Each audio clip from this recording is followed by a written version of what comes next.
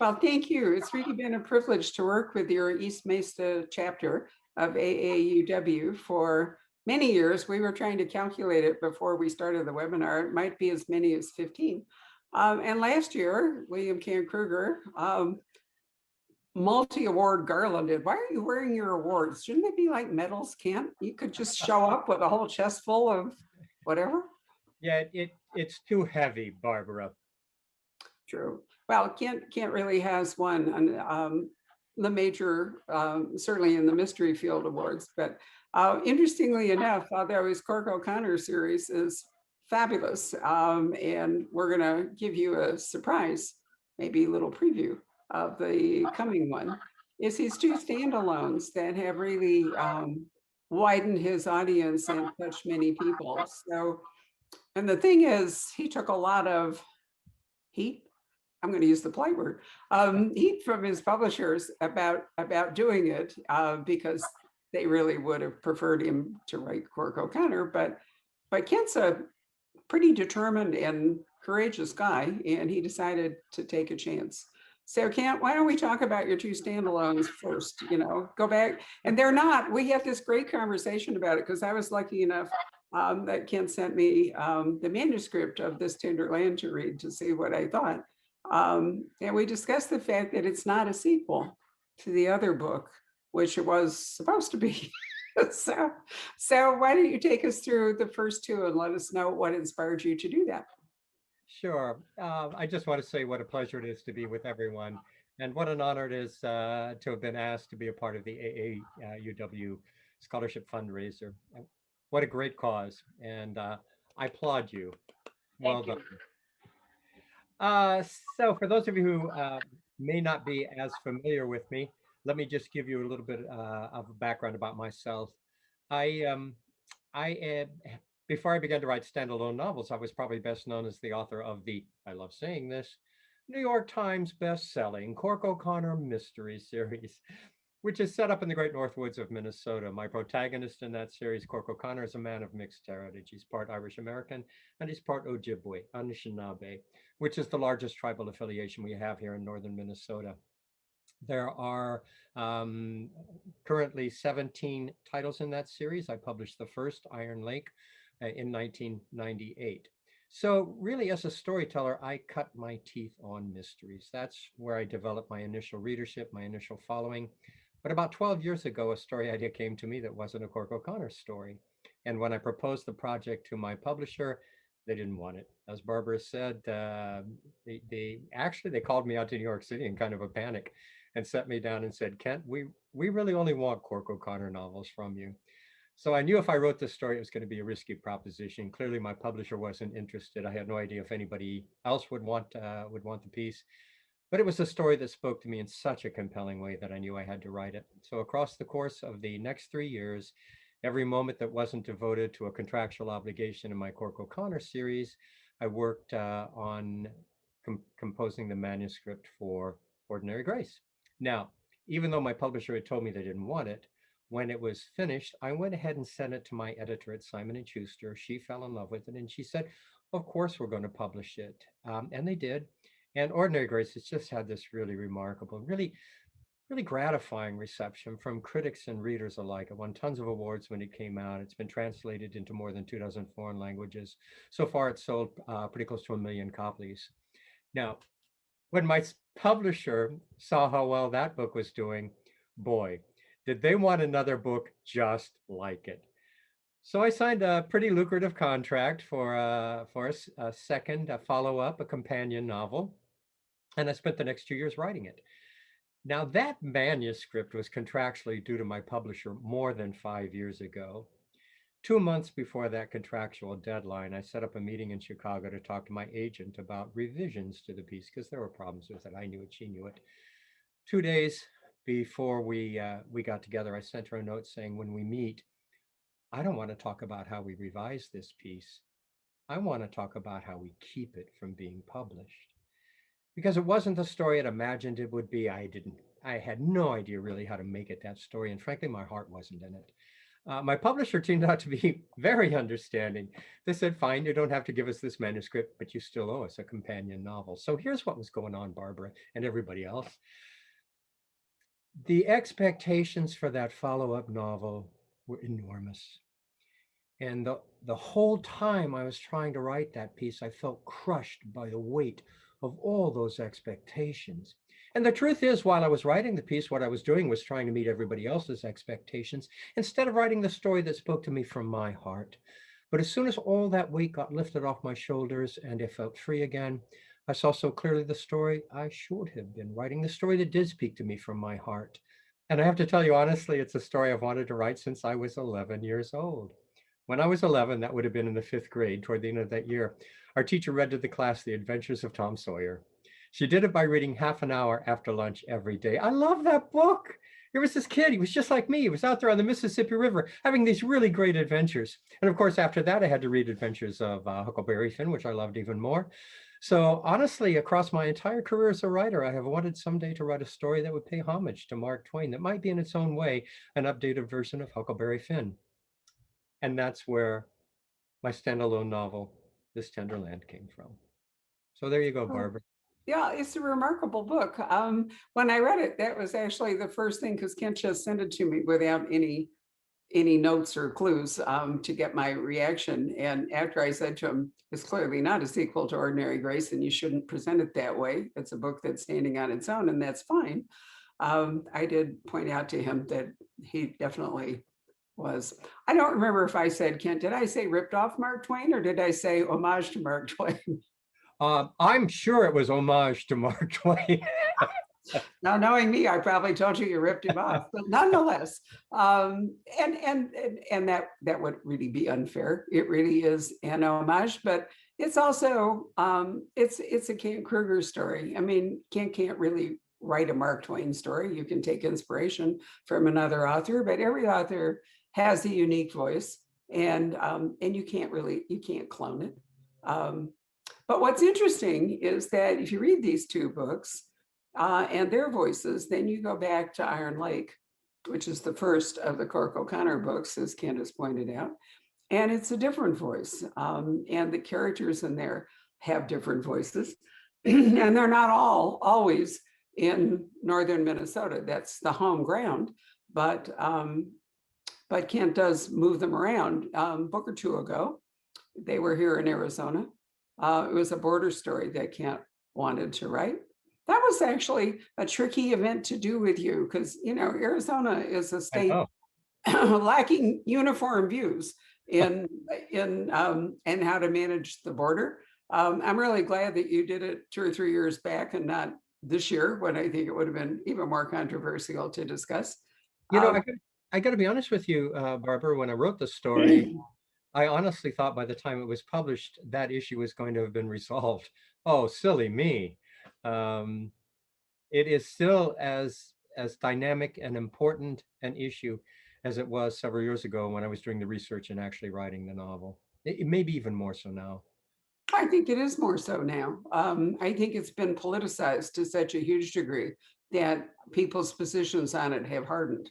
But what was interesting to me was I wasn't sure how the people, because this is in before when people could actually come to the poison pen, I wasn't sure how the audience was going to react.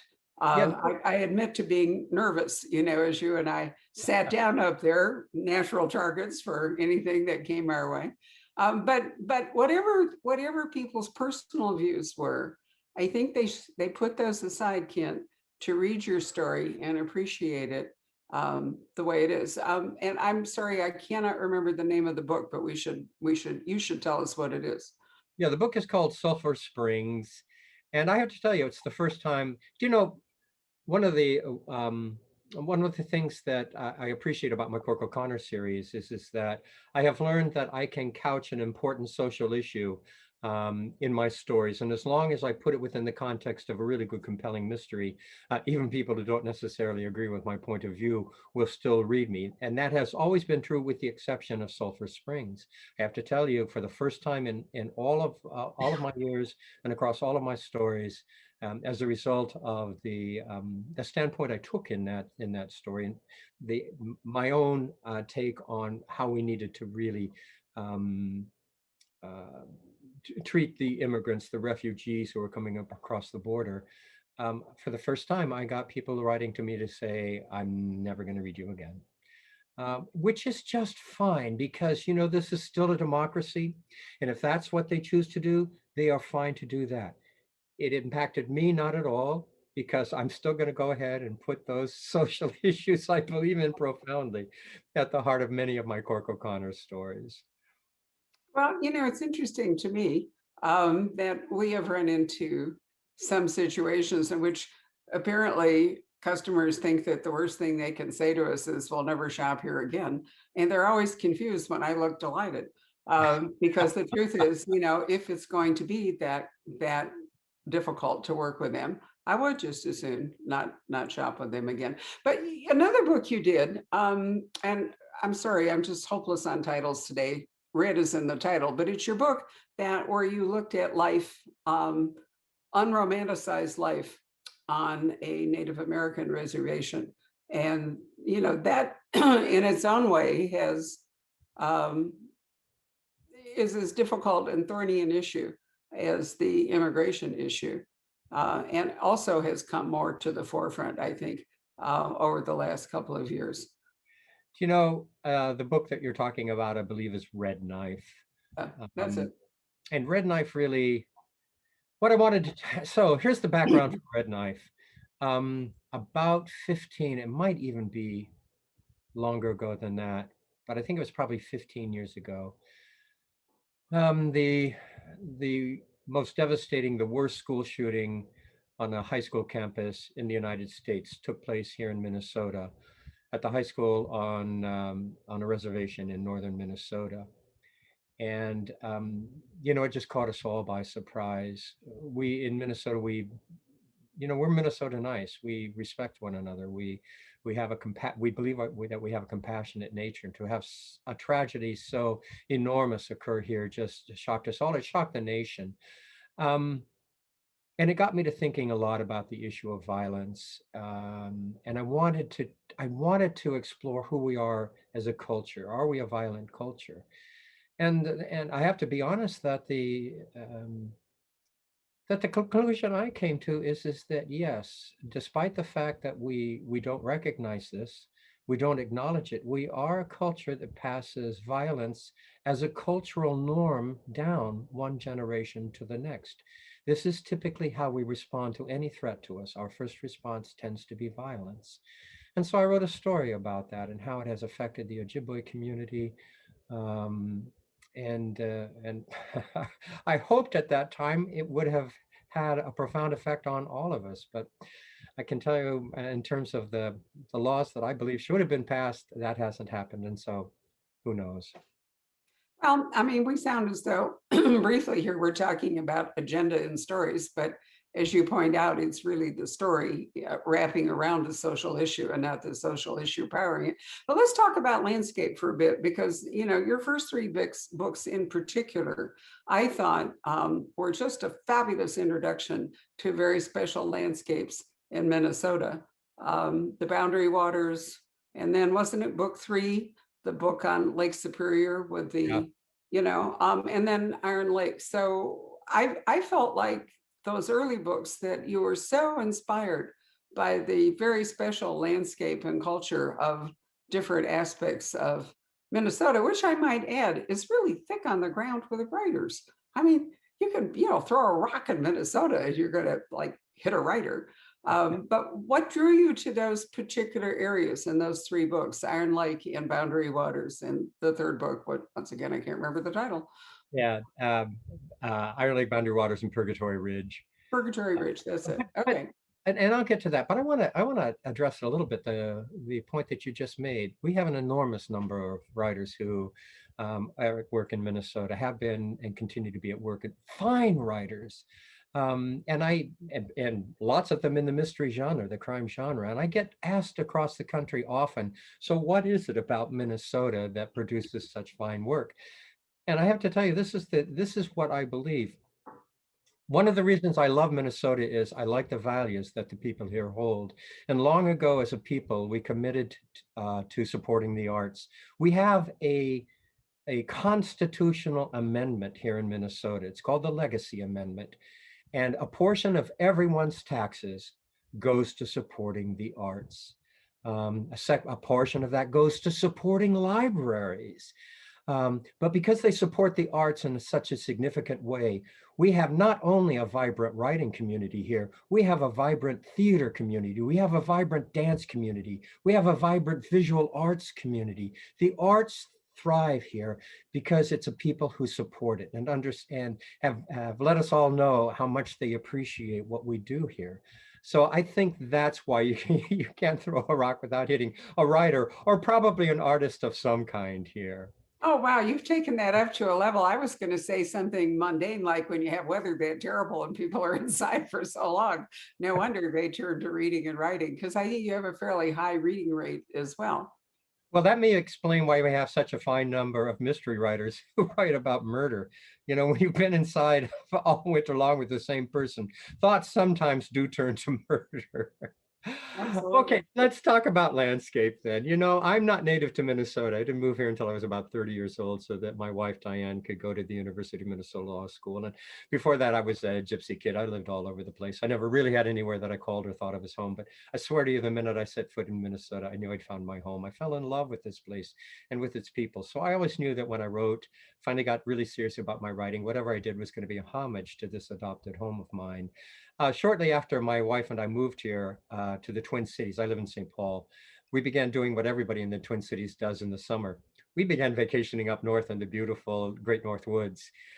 We began spending a portion of every summer up there at a place called Camp du Nord, a YMCA camp that is literally across the road, quite literally, from the Boundary Waters Canoe Area Wilderness, one of the most spectacularly beautiful, pristine wilderness areas on this continent. And when I discovered that area, I knew this is what I want to write about. So when I write about northern Minnesota, I write about it with this fresh eye, the eye of a lover, somebody who has come to love this place late in his life. And it's always kind of a Valentine. But I have to tell you, when I write the stories in southern Minnesota, Ordinary Grace in This Tender Land, I spent my adolescence in the Midwest. And I'm a firm believer that once the Midwest sets a hook in your heart, it never lets you go. It always pulls you back, and it certainly did for me.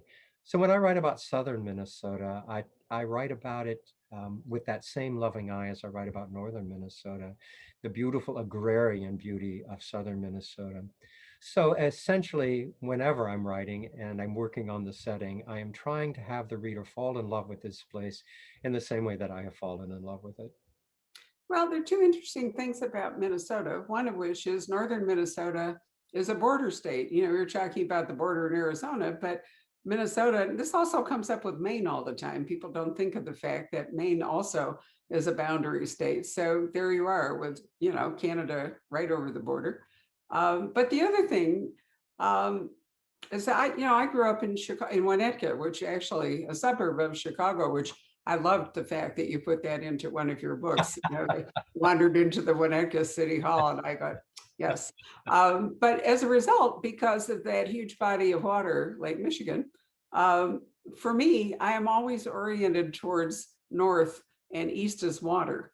And when I was at Stanford, I never could get it right. I never could remember that the Pacific Ocean was west.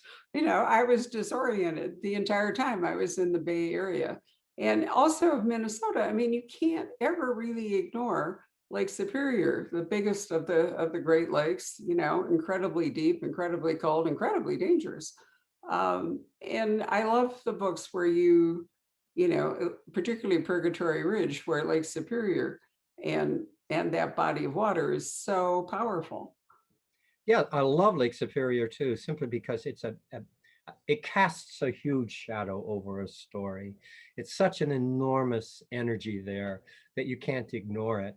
And I really began to explore that initially in Purgatory Ridge. And that's one of the things I love about writing about the North Country. I spent a lot of time then up along what we call the North Shore here, north of Duluth, all the way up to Canada. Um, I spent a lot of time doing my research for the novel, and then I was able to write it off as a tax write-off, a business expense. Thank you, Lord.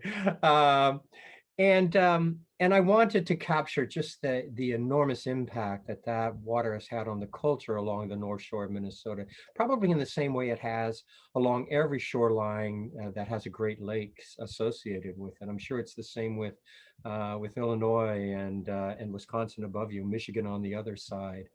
And then I returned to that, particularly with a novel called Wendigo Island, where I was able to feature the Apostle Island, beautiful Apostle Islands up there. But it's just it's like you said, you can't throw a stone without hitting an artist. You can't turn around in this state without finding something stunningly beautiful and inspiring to write about. I swear to God. It really is gorgeous. Now, before we hand this back over to the scholarship people, one more thing I did want to mention. And one of the reasons I think that Kent's Cork O'Connor series has done so well, because many series really run out of steam quite early, and a lot of that depends on whether the author's interest is maintained. But it also matters a lot that the characters in a continuing series don't just automatically reset at the end of one book to be exactly as they were before that book started, that things happen to them. There are losses, there are deaths, there are injuries, there are relationships that change, there are children that grow up. There is an elderly person in Kent's book that we've all been praying for his ability to live possibly 2 centuries. But it really matters that that each book carries those characters forward. And I think a big strength of Kent's writing is that he does that everything involves. Did you start writing with that idea in mind, Kent, or did it just develop after you wrote Iron Lake and then you wanted to see what was going to happen to these characters the next time, and then it just kept going like that?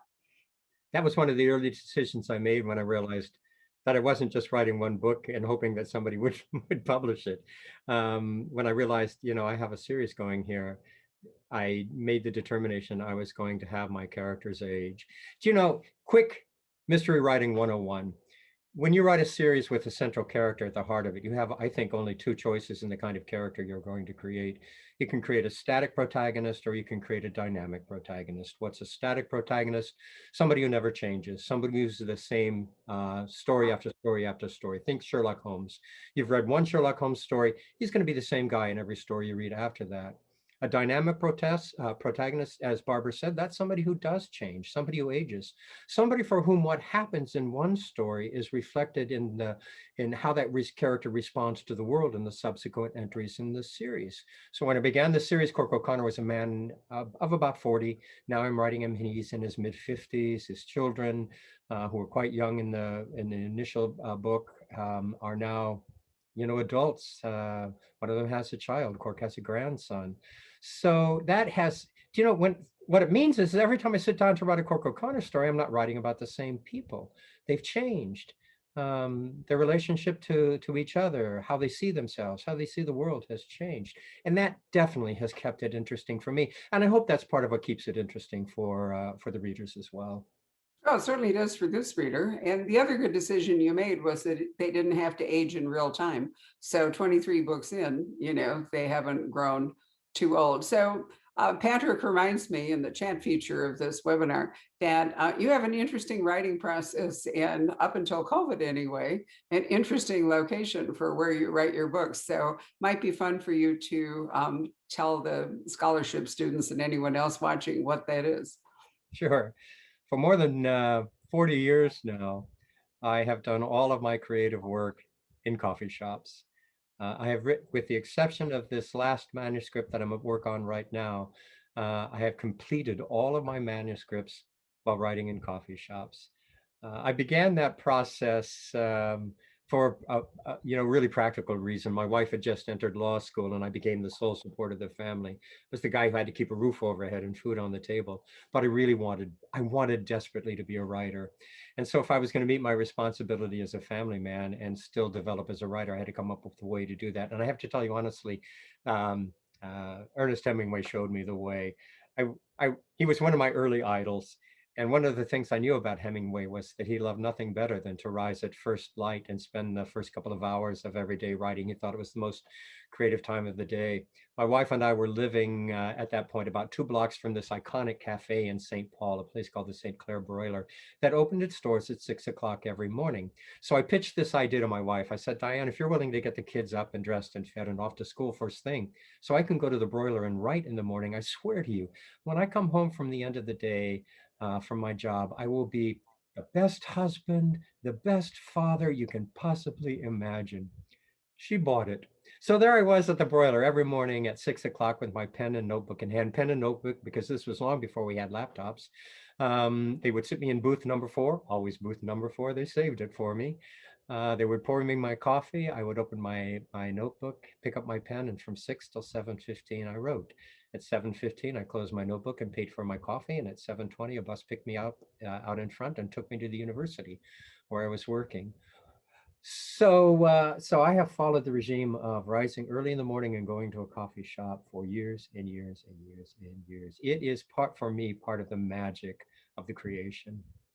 It's a testament to your powers of concentration. So as a finale, tell us about the new Cork O'Connor, and Patrick has a cover reveal moment here where we can all see what the Oh, cover good. is going to be. Wonderful. You got the cover art. Good.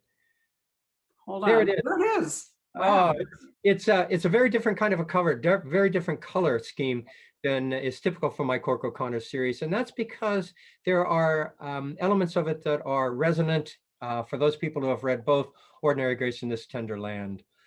I'm always trying to do, as you point out, those of us who write long-running series are always trying to find ways to keep ourselves interested and our readers interested, and offering them something a little different than we offered them the last time. Lightning Strike is a prequel to the Cork O'Connor series. For those people who know the series, you know that Cork was sheriff of Tamarack County for a while. And when Cork was an adolescent, his father was also sheriff of Tamarack County. And Cork's father was killed in the line of duty when Cork was 13 years old.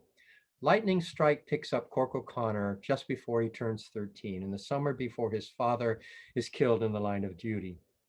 And what it allows me to do, Barbara, is to explore that relationship that Cork had with his father, the relationship that Cork had with his mother, the relationship his parents had with each other, these important relationships that helped to shape Cork into the man that occupies center stage for this series. For those people who know my series, you know that Henry Malou is 105 years old as I'm writing him now. In Lightning Strike, he's a spry guy of 65, And in the series, I make lots of references to Sam Wintermoon, who deeded Cork Sam's place, the hamburger joint that Cork runs. Sam Wintermoon is still alive and plays a really active part in this story. We meet Grandma Dilsey. We meet so many of the people that I make reference to in the stories, but are typically off stage. I got to tell you, Barbara, I just had a ball writing this story. Oh, I can't wait to read it. And hilariously, I noticed per our early part of this discussion that the book that they reference is not a Cork O'Connor book on that cover. The author of This Tender Land, and I thought, okay, so you probably will be able to write standalone novels from time to time with the blessing of your publisher. So, Yeah, well done, Kent. This Tender Land was in the top 10 of the New York Times list for almost 6 months. So I kind of have carte blanche now. I just have to make sure that I'm careful in how I choose to do that. Oh, but you made a really good point. It has to be a story that comes from your heart. Until you find one, Well, don't try it. But when you do, you will. I have to tell you honestly, I am within spitting distance of completing the manuscript for the next book in the Cork O'Connor series. It'll be out the following August. And in June, I'm hoping to be able to begin work on the next standalone, which will be a companion novel to Ordinary Grace and This Tender Land. It will also be set in the Minnesota River Valley, the same territory that I used in Ordinary Grace and This Tender Land. And it will also be set in an earlier time and deal with many of the same things. I'm just looking forward very much to getting started on that standalone. So, you scholarship students, that should be inspirational to you to recognize that Kent is growing older. I'm 80 and I've been running the Poison Pen for 31 years. Kent and I have been together for 23, so he's definitely gotten older, but take heart the fact that as you get old, you actually can become more productive. Do you know, Barbara, um, Lawrence Ferlinghetti just 101. passed away at 101. And on NPR this morning, a poem that he wrote at 80 was read. And it's such a stunning poem. And I thought, there you go. I hope I am as lucid and creative and can use words as beautifully at 80 as Lawrence Ferlinghetti was able to do. Well, I'm going to hope I'll be 101 and still your bookseller when that happens.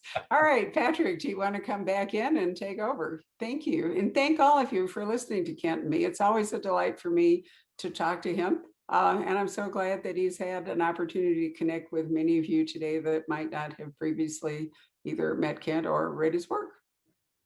I have some questions for you, Kent, but Sure. before I bring them up, did any of you see that story, a great story? I think it was in the New York Times about a woman.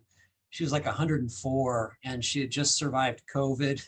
And yeah, and she said her secret to a long life was she ate, I think it was 9 gin-soaked raisins a day. So that was a great eccentric touch. Um, yeah, so let's see, Kent, there's some really good questions. Janice asks, she says, I grew up in Marquette, Michigan, and I want to know what prompted you to write Copper River set there. Yeah, I wanted to take Cork out of Minnesota. I just, it's time to do something different. Let's take him out of Minnesota. But I learned something from Tony Hillerman and a decision he made in his series. I don't know how many of you know Tony Hillerman's work, probably most of you. But for those of you who don't, he was an icon in our genre. And he wrote a series that was set in the Four Corners area of the Southwest and dealt significantly with the Navajo, the culture of the Diné. Everybody loved Tony Hillerman's work, particularly because his setting was such a profound part of every story. But in one story, he took Hillerman, he took uh, Joe Leaphorn. Joe Leaphorn. He took Joe Leaphorn out of the Southwest and put him in Washington, D.C. for a story set there. It was the poorest selling entry in his series because people didn't want to see Joe Leaphorn in D.C. They wanted to see Joe Leaphorn in his environment in the Southwest. So knowing that, I decided if I was going to take Cork out of northern Minnesota, I still had to put him somewhere where readers could appreciate the surrounding. So the UP of Michigan is so like northern Minnesota in so many ways. And the kinds of challenges that Cork would face there are the kinds that he might face in Minnesota's Great North Woods. So that's the primary reason I chose the UP of Michigan. Okay, and then Joanne, well, I think you just answered this one. She just says, when does the next Cork novel come out? And you said August of 2022, is that right? The next one actually is this August, August 20. This will be this Lightning Strike this August. It comes out the 24th of August. And then the following August, the next book in the series, a book that's called Jawbone Creek, will come out. Let's see here. Okay, TJ asks, Ordinary Grace has a great deal of sadness in the family of the core characters. Was this grounded in your own personal experience? Do you know, for those of you who have not read Ordinary Grace, at the heart of the story is a profound death, the death of a child, and it affects everyone significantly. I am off, and what I cover a lot in that story is the grieving process of those who survive, the family that survives. And I've had so many readers write to me and tell me, I lost my brother, I lost a child, I lost my parents, and have had trouble moving through the grieving process, but your story has helped me a great deal. And they asked then, have you also suffered a great loss?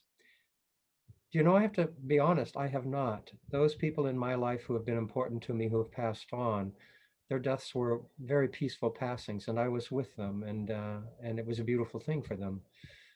But one of the reasons I think that those of us who are storytellers is that we possess the abilities to sink ourselves deeply into the imagining of an experience we have not had ourselves, and somehow find the words to create that experience on the page in such a way that it feels very real to the reader. It's part of the magic of being a storyteller, and that's the only explanation really that I can offer. Great answer. Let's see, the final question here. It's about your titles. How do you select the titles of your book, specifically This Tender Land? Sure, let's talk about both Ordinary Grace and This Tender Land. A couple of my favorite titles for a couple of my favorite books. This Tender Land, I didn't have a title for the manuscript, and I was looking for a title. And I happened to be down in southern Minnesota doing the geographic research for the novel. And I was listening to our classical public radio station here, and a piece of music, classical music, came on that was stunningly beautiful, and I had never heard it before.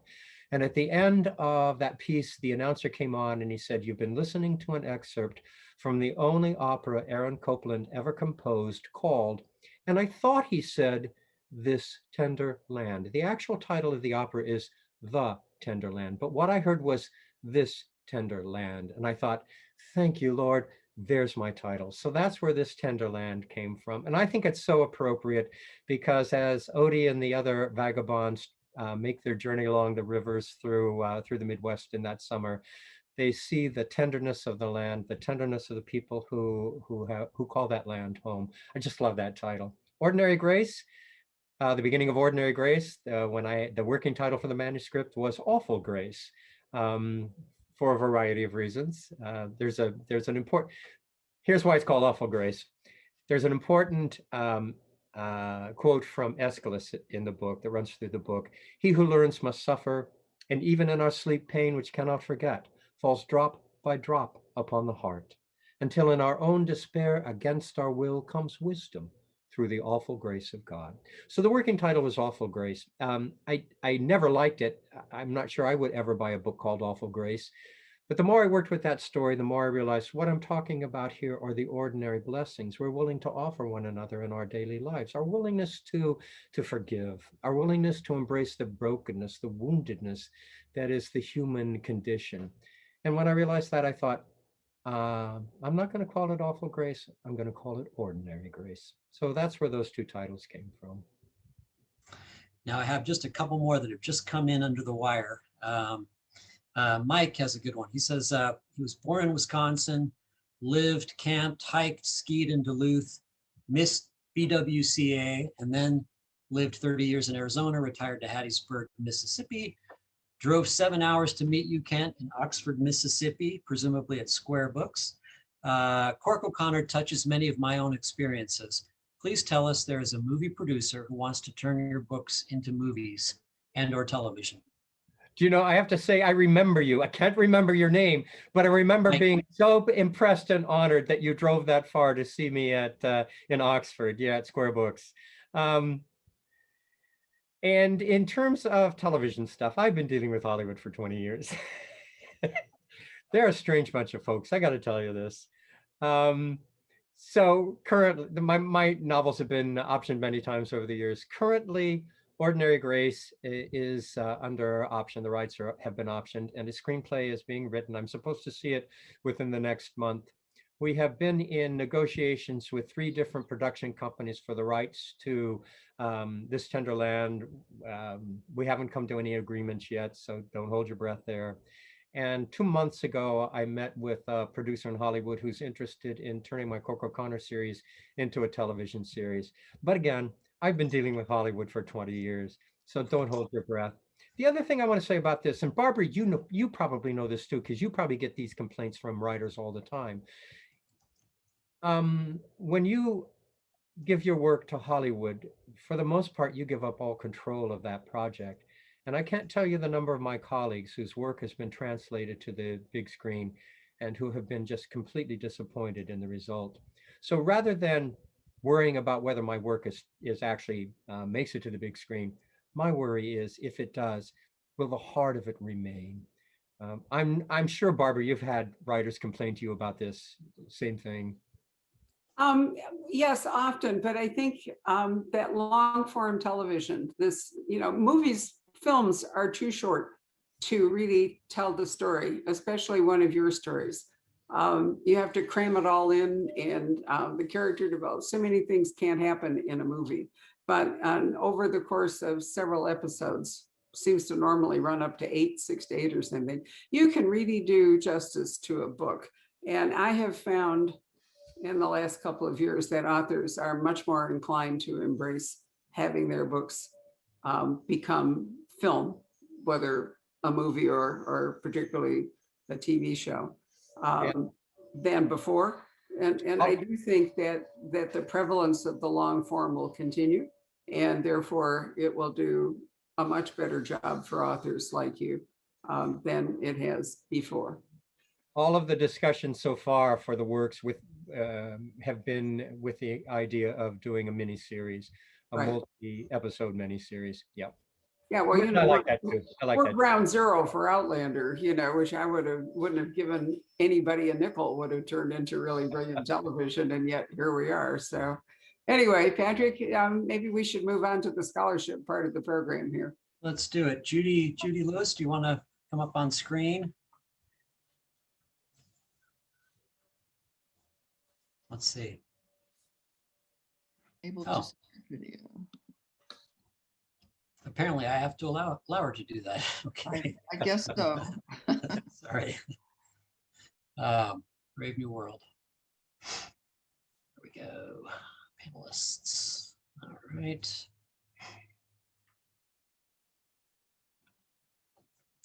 All right. Here we go.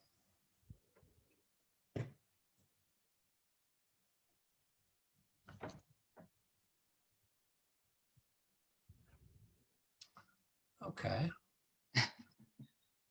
You lost me totally. You should be allowed to start your own video now.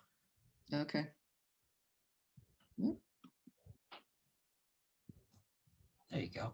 There I am. Okay, thank you, Patrick. You bet. I have had the pleasure of being the scholarship committee chair for the last several years. And for the last 35 years, AAUW of East Mesa has been raising funds to support scholarships, and not only give scholarships, but have a mentor for each scholar. Our mentors are members of our branch of AAUW, and they're all people who feel very strongly that it's so important to at least have a 2-year associate degree or a 4-year degree. In the past several years, we've been able to award 12 scholarships every year. And this past year, again, we have our 12 scholars attending either a 2-year school or a 4-year school. All of our scholars have one thing in common. They're all determined to get to the finish line and get that degree. I'd like to introduce you to our scholars, if Patrick can bring those who are attending up. Yeah, I think all of you should be able now to start your videos, I hope. One of our scholars had to leave and go to work, and I know a lot of them work on Saturday or they have children that they have to take care of. So I can see Lydia, and I don't know, let me try to move my screen.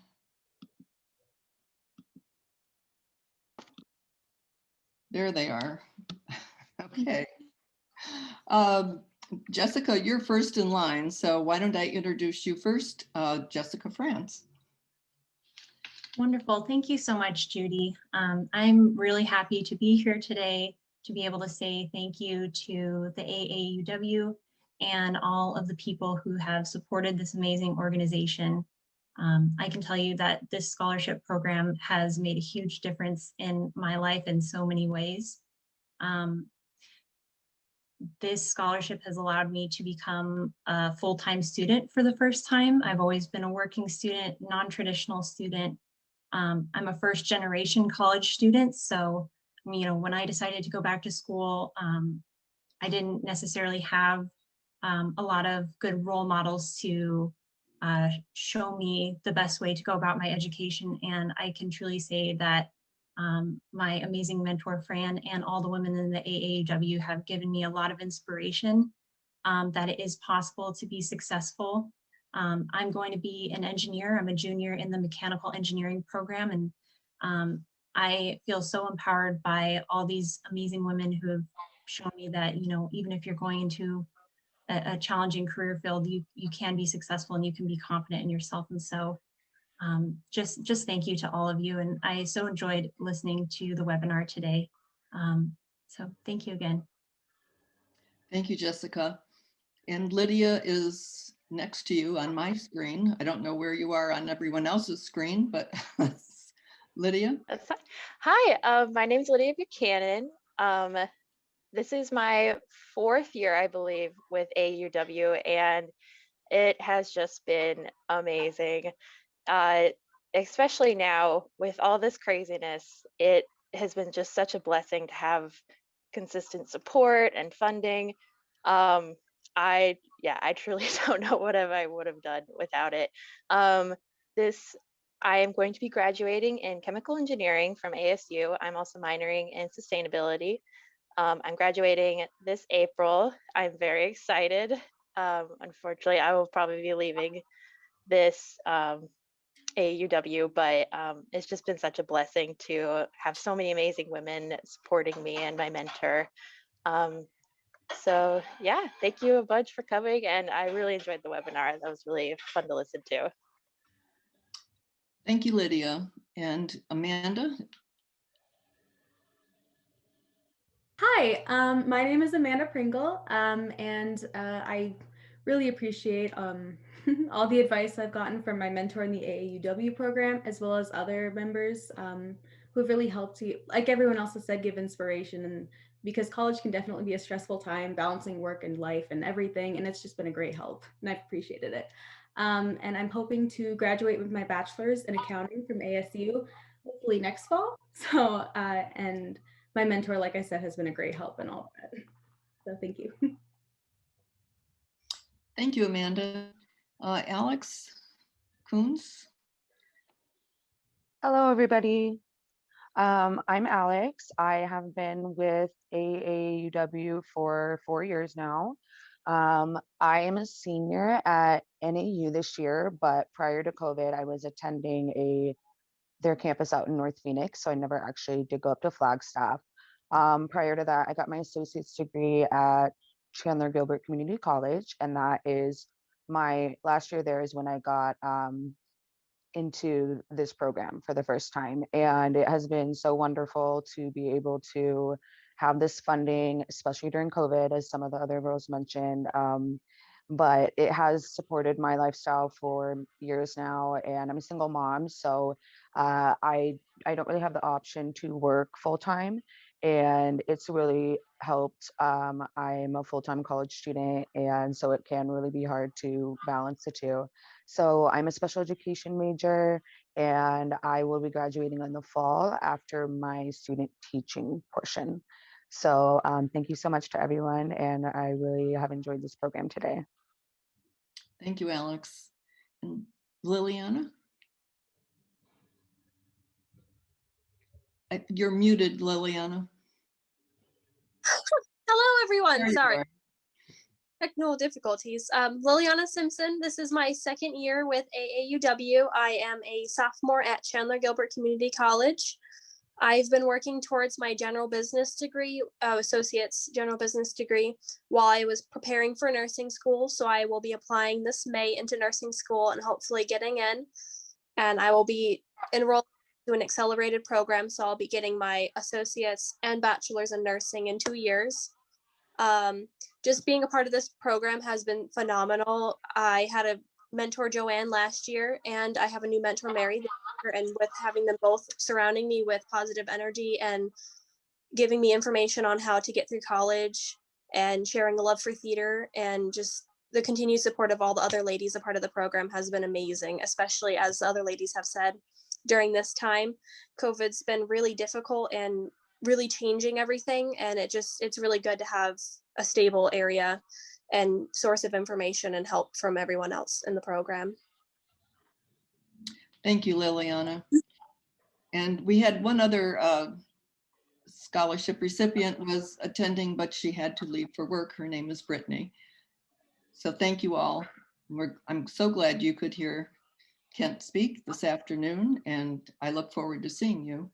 We'll be having a Scholar Mentor Coffee, and we've had one in person a couple of years ago, and we've been meeting just like now on a Zoom conference to do our coffee. So I look forward to seeing everyone then. Thank you. Patrick? Let's see. Sandra, did we have anything else to cover? Or? Yeah, I wanna say a big thank you to you, Patrick. You have been the behind the scenes person that has kept us all on the straight and narrow while we go through this process. And we are very grateful to you, Patrick. And of course, we're grateful to our wonderful author, Kent Krueger, and to Barbara Peters, who we have had a relationship with all these years. And I hope that all of you that have listened in today have been inspired by our scholars and inspired by the interface that we have with them. And if you're so inspired, we are a 501c3 entity. That means that if you itemize your deductions and make a contribution to us, you can do that by just making your check and mailing it to AAUW, East Mesa, P.O. Box 6792, Mesa, Arizona, 85216. That's P.O. Box 6792, 85216, Mesa, Arizona. We are grateful for every one of you that joined us today, and we thank you again. Sandra, I tried to put that in the chat field and I blew it like 3 times. So P.O. Box 6792, Mesa, Arizona. Is that right? And then what's the 85216. 216. All right. I also put a link to some more information on the website for the scholarship program. And just before we wrap it up, how about a round of applause for? Thank you, Yeah. everyone. I certainly want to thank Kent for agreeing. This is his second appearance in last year and this year for your program. And I would like to add, for those of you, since we had a small registration fee, it was really because we can't organize getting you into the webinar that we had to charge you a little something. But we're going to donate most of that to the scholarship program next week. So we're happy to do that contribution as well. So I really want to thank all of you who signed up for the webinar today. Mr. Krueger, I'll be seeing you in August. At least I hope you will actually be here.